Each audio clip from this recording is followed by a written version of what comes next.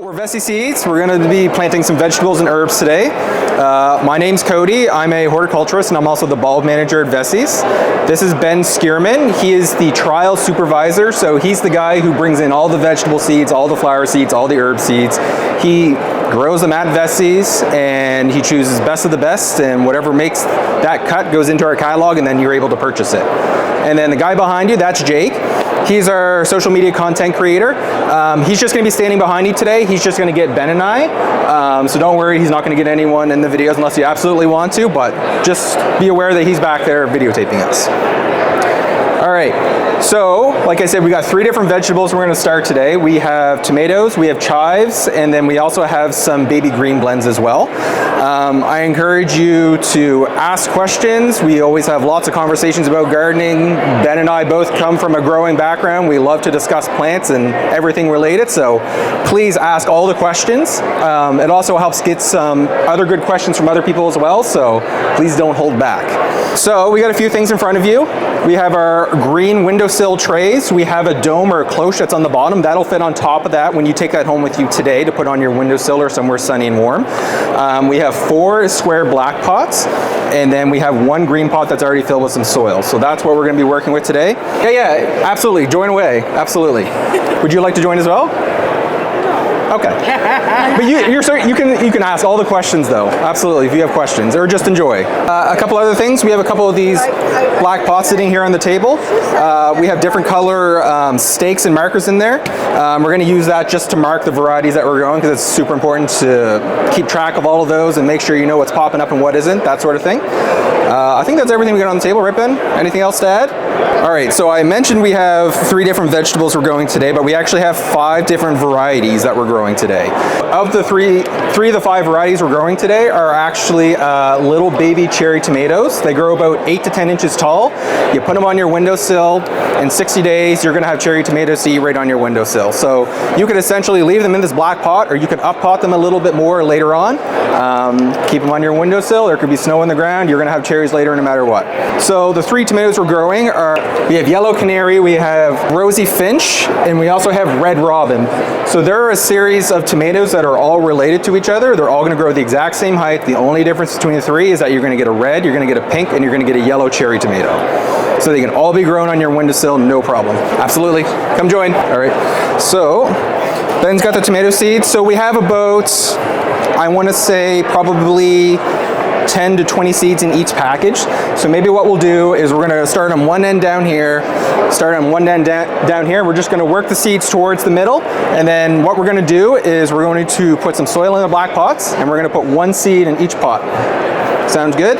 Maybe start with the soil, and then give them the seeds right behind you, and then just keep kind of going down the line. I can I'll take one of those. Yeah. For those who maybe came just a little bit late, my name's Cody. I'm a horticulturist and bulb manager at Veseys Seeds. This young guy is Schurman. He is our trial supervisor, so he's the guy that gets to try all the new varieties that are bred all across the world, and he gets to grow them here every year. And then the gentleman standing back here, that's Jake. He's doing social media content. He's going to do his absolute best to just get Ben and I, but just be aware that he is back there. So yeah. All right.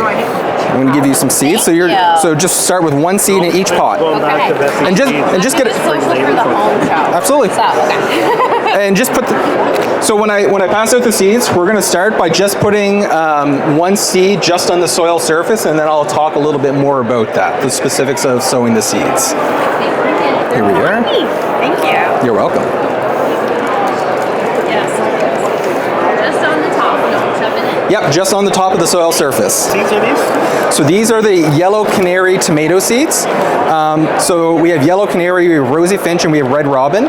Those 3 cherry tomatoes are all determinate. They're going to grow about 8 to 10 inches tall, and you're going to leave them on your windowsill for the next 60 days, and you're going to have a handful of cherry tomatoes to eat. So they don't need to go outside. They'll be fine sitting on a sunny windowsill. Just 1 on the soil surface. Yep. Hey. Ernie asked a question, how much do we compact the soil? So sometimes you'll see like planting a tree. If you dig your hole, they put the tree in, and then you start stepping on it.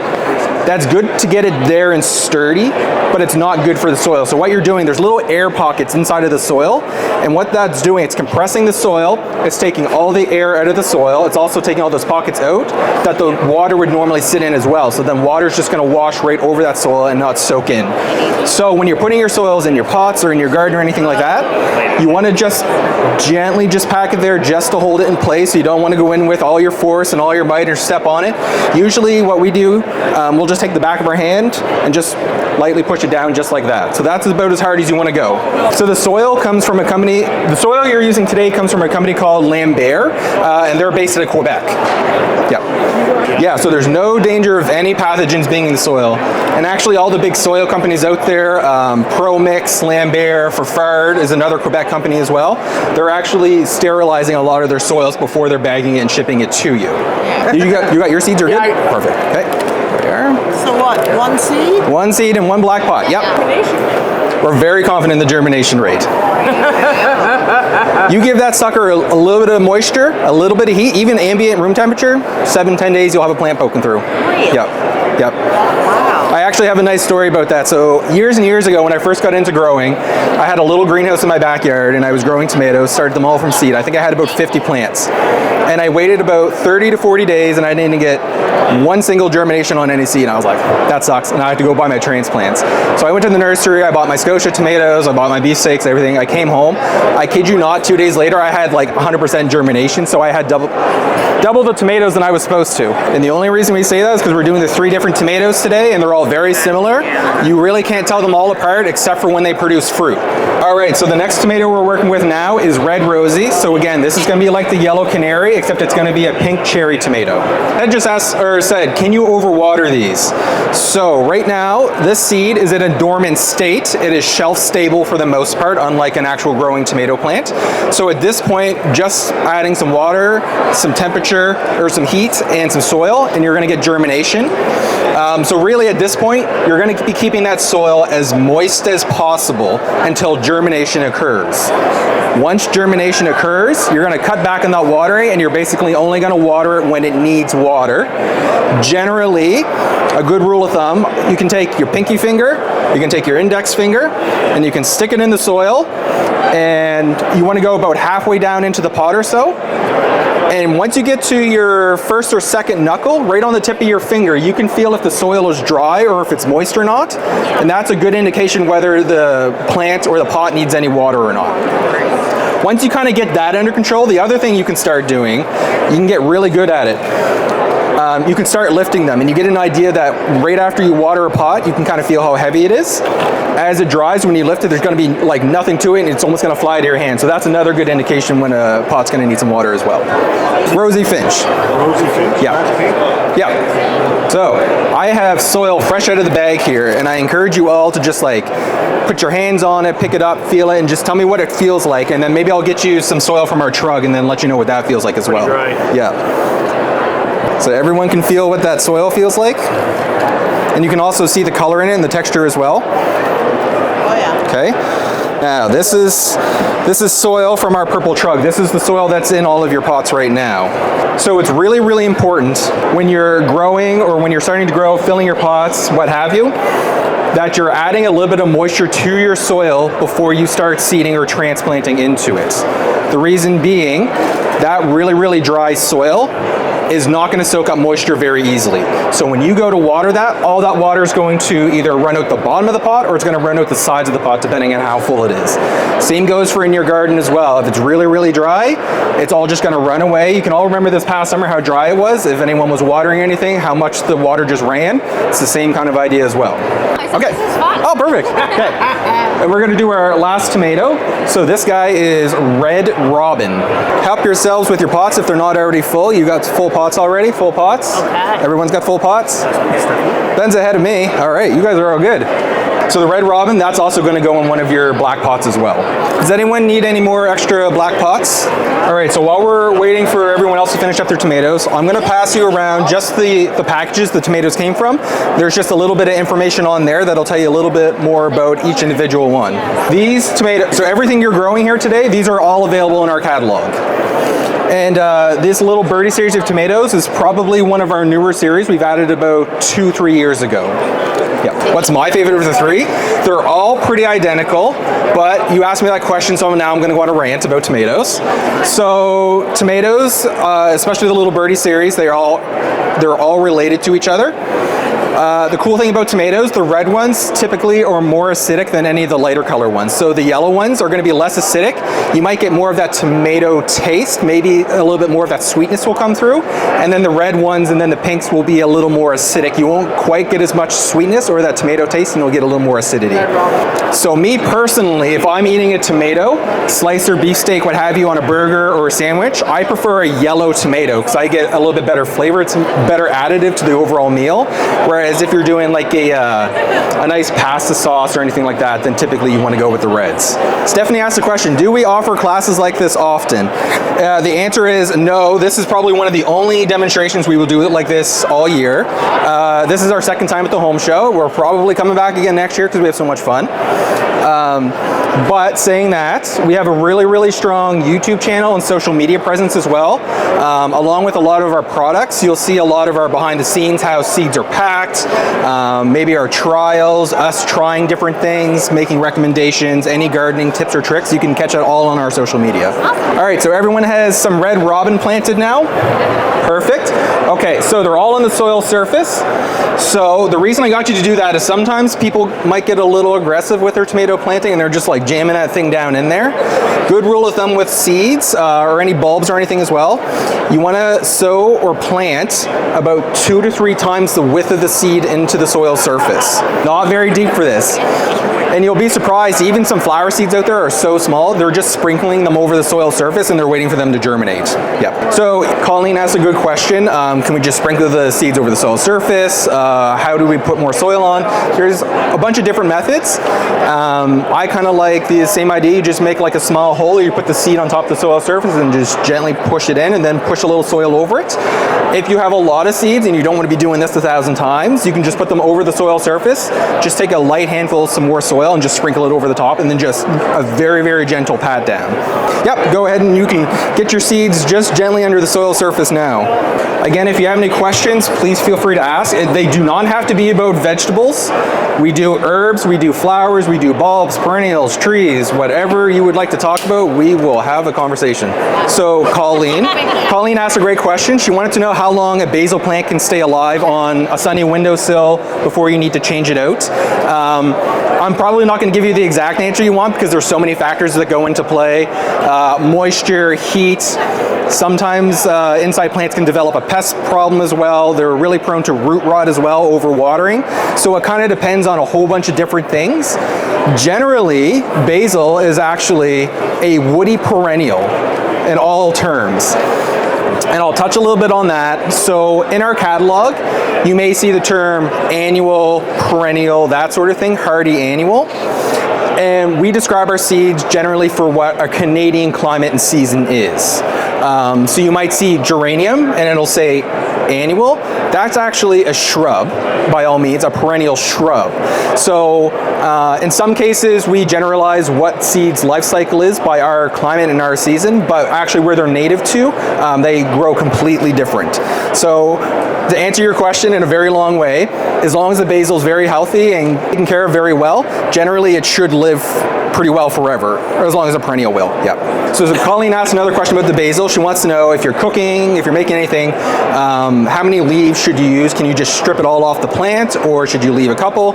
You should always leave a couple of healthy leaves and young leaves. So leaves that would be at the end of the stems, those will be your youngest and healthiest leaves. You need those there for continued photosynthesis so the plant can continue to grow. If you're stripping all of those leaves off, it's going to probably send that plant into stress, and that's going to be one of the factors that's probably going to make it die. Yeah. All right, we all have our tomatoes planted. They're all slightly pushed into the soil surface. Perfect. Typically at this point when you're done, we would water. We're going to save that for the end because it's very, very messy, and we just want to make sure no one's going to get like totally soaked until the end when everyone's up away from their seats. So they will be okay for another half hour or so without water, and we're just going to move on to the next one. So can the seeds freeze?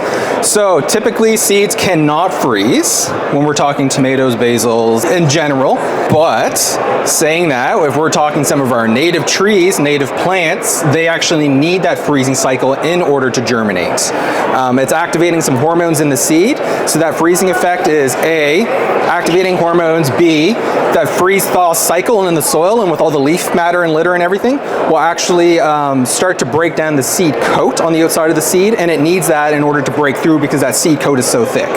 So to answer your question, most of the seeds that we have, I will say 95% of the seeds we offer, don't freeze them. We do have some things like milkweed and some other native perennials that they can be gently frozen, but not like -20. Yeah. All right. So we'll move on to the next one. Let's do maybe chives next. We got some chives. I encourage you all to take a look at these seeds when we're planting them. They are incredibly small. It's so small we brought extras in case anyone sneezed or anything. And these ones are going to go in the black pot as well. And maybe while Ben's doing that, maybe it's a good time to tell you. So we actually have a few giveaways we're doing today, small ones, but we have some giveaways. So I'll pass around maybe the first one. So it's all going to be question-based giveaways. And I'm going to start down here. So this vial in my hand, I packaged this yesterday afternoon. This is magic carpet thyme. So this would be the same thyme that you see flowering in the summertime on PEI in people's lawns. It would be similar to that. So my question to everyone here, if you get the question right, you will go home with this, which is a lot of seeds. My question is, how many seeds are in this vial? Now, don't tell me now. We're going to pass it out individually so you can get up close and you can look at it. We all have, Ben and I have the number in our head. We know how many seeds are in here. So the first one who comes closest, either under or over, you don't have to be under, just closest, will go home with this guy.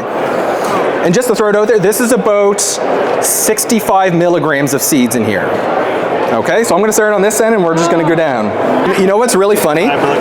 We get so many small seeds like that come in all the time from the breeders, and most of the time they'll say like, you know, oh, in a gram of pumpkin seeds we'll say there's like 15 or 20 seeds.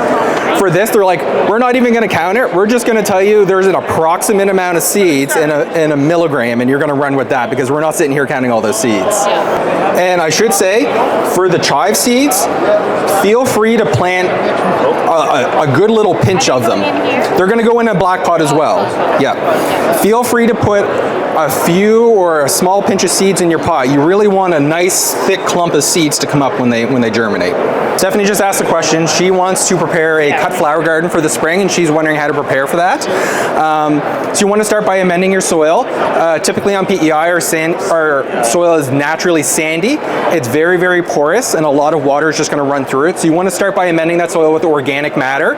It could be seafood compost, sheep manure, cow manure, chicken manure, what have you. Any of those things will be perfect for soil. I highly recommend anyone who's doing any beds or anything that you top dress your soil with organic matter once a year.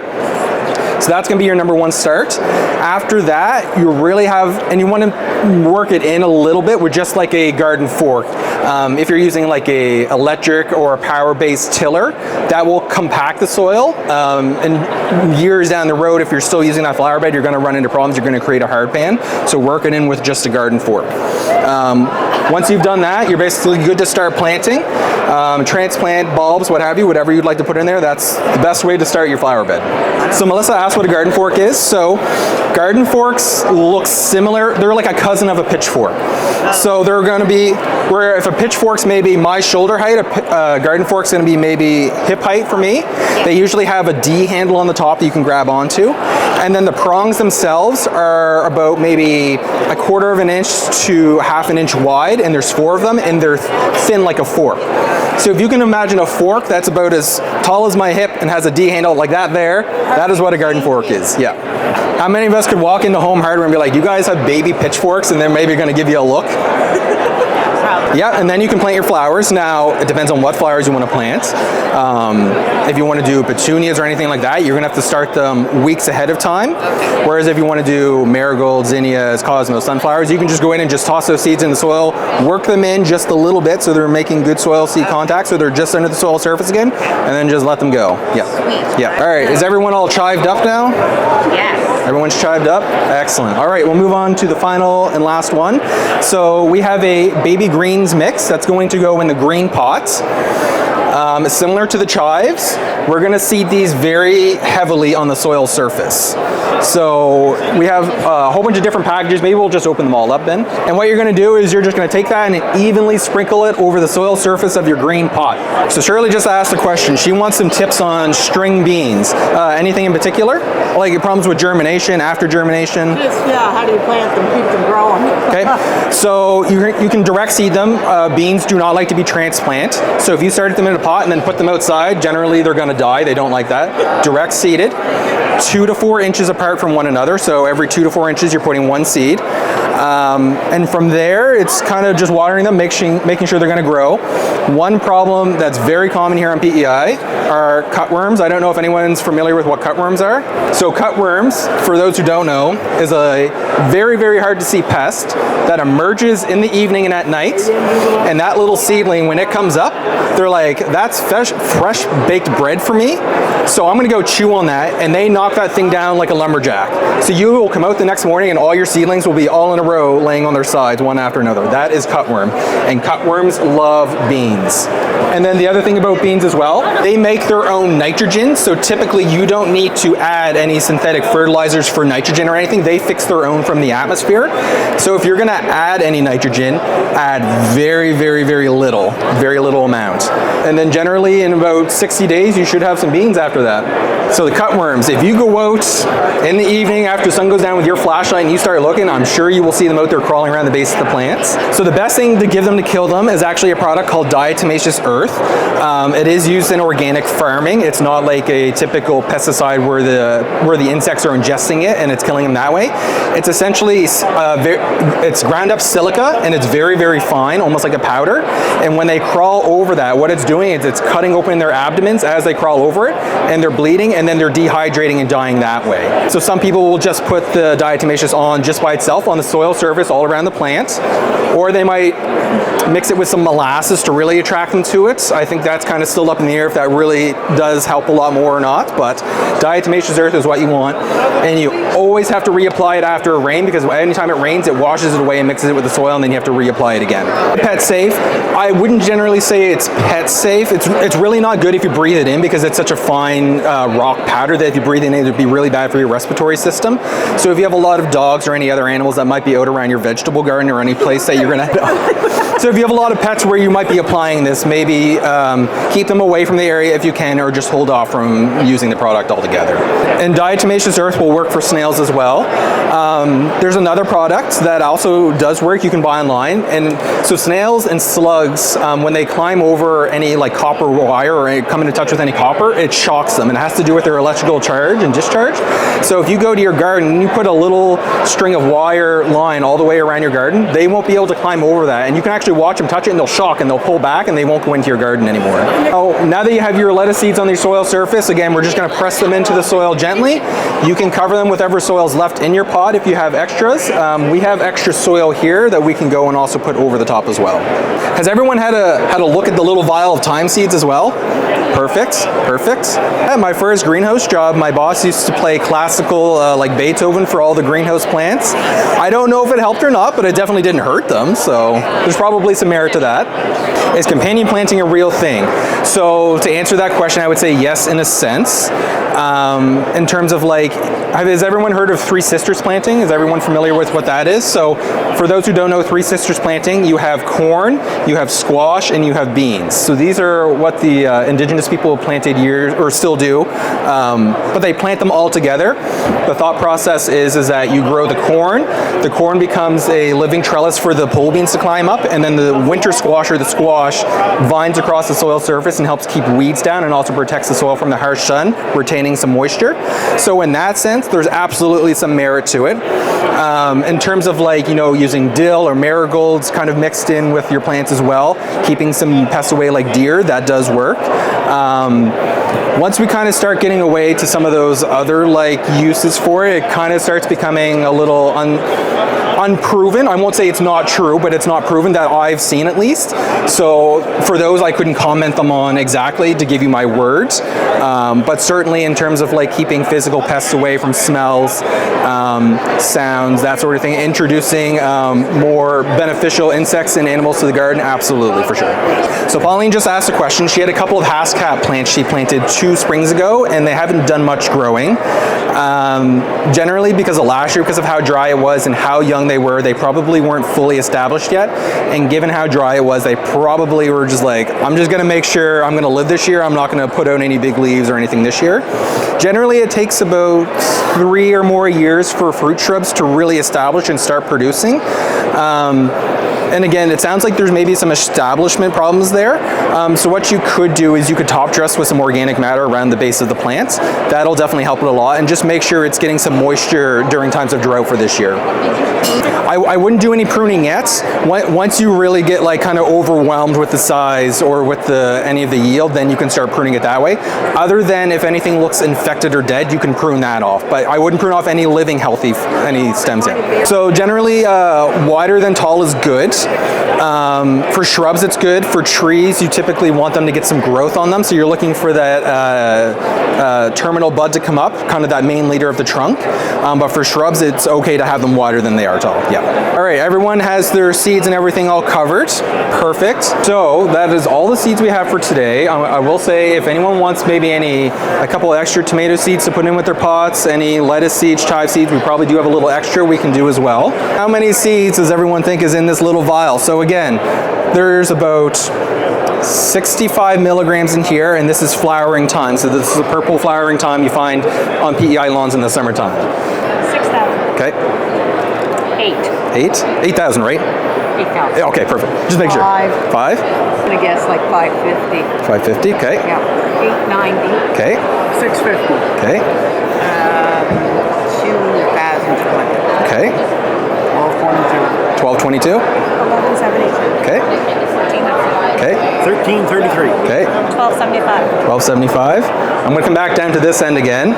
So there's a lot of numbers in my head. Elizabeth, what was yours again? I think I said 7,000. 7,000. 8. 5. 3,500 seeds in that vial right there. Wow. And what kind are they? So this is the magic carpet thyme. Oh, fun. Yes. So THYME thyme, like so this is ornamental thyme. This isn't the thyme that you eat. Yes. It's the stuff that turns people's yards purple. That's right. That's what everybody. All right, everyone has their seed catalog? All right. So the question is about the cover of the catalog, okay? So here is one package of each variety that's on the front. Oh, wow. Plus, we threw in another pepper called Quickfire that's not on the front. That was Ben and I's favorite from this past summer. Okay. So they are yours. So Ted asked a question, Carolina Reaper peppers, can they be sold? The answer is yes. The other answer to that question, why we don't have any yet, is they need such a long season. Our frost-free days, we don't have enough here for us to grow them in open field. So I grew them in our trial program about 5 years ago. And I had hot tunnels for them, and it was like the day before our hot frost in November, and it was this only lonely pepper plant left in the field, and it was this big, and there was one fruit right in the center of it that was just starting to turn color. And I said, we're not taking that plant out yet, we're getting that one fruit, and then we can pull it out. So to answer your question, you can buy them. It's just such a long season for them to produce. It's really hard to produce them here unless you have protection. Yeah. And to answer that question, on PEI we have about 100 frost-free days, 102 days in the summertime where we don't have any frost at all. And there's about a 10% chance of frost in Charlottetown after May 31st. So if anyone's planning to put some tender things outside, usually aim for that first or second week of June to put stuff outside. Yeah. You can still get a freak frost in June, absolutely, but there's just 10% chance after the end of May that it'll happen. Yeah. So when you take your plants home, your tomato plants especially, how do you keep them from being really long and spindly? You want to put them in like a south or a west window, or if you have artificial grow lights, that would also work as well. Basically the gist is you want to put them somewhere where there's a lot of light. If you see them starting to like lean one way or the other way, you're going to pick up the pot and you're going to turn it 180 degrees and put it back down again, and it's going to kind of even them out as they grow. Yep. Now, I know sometimes people it makes a little bit of mess in their vehicles, so if you take it straight home and water it, they will also be okay. But if you water them now, we can also do that as well. That's absolutely not a problem. Other than the plants you're going home with, I do have a little something for everyone to take home with them as well. So we have little measuring tapes that everyone keeps in their pockets that works outside in the summertime. Incredibly handy.